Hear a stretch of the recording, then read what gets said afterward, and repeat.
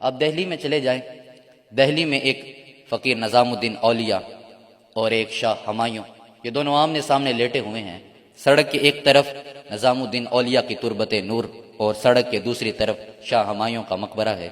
ان دونوں میں فرق یہ ہے کہ نظام الدین اولیاء کی تربت نور پر میلے لگے ہوئے ہیں، خوشبوؤں کے حلے ہیں، پھولوں کے ڈھیر ہیں، جبکہ شاہ ہمایوں کے مقبرے کی دیواریں بھی چیخ چیخ کر کہہ رہی ہیں، بر مزارے ماں غریباں نہ چراغے نہ گلے، نہ پر پروانہ سوزت نہ صدائے بلبلے، کہ اس غریب کی قبر کے اوپر، اس کے مزار کے اوپر نہ کوئی پروانہ ہے نہ بلبل، نہ کوئی چراغ ہے نہ کوئی گل۔ دہلی تو ساتھیوں بڑی دور کی بات آپ اپنے لاہور میں دیکھ لیں، راوی کی اس طرف ایک قبر ہے، راوی کی اس طرف ایک قبر ہے، راوی کی اس طرف ایک مطلق العنان حکمران جہانگیر کا مقبرہ ہے جہاں پر کوئی فاتحہ بھی نہیں پڑھتا، وہاں پر حسرت و یاس اتر رہی ہے۔ راوی کے اس طرف حضور داتا صاحب کی نگری ہے، وہاں پر صبح چلے جائیں، رات کو چلے جائیں،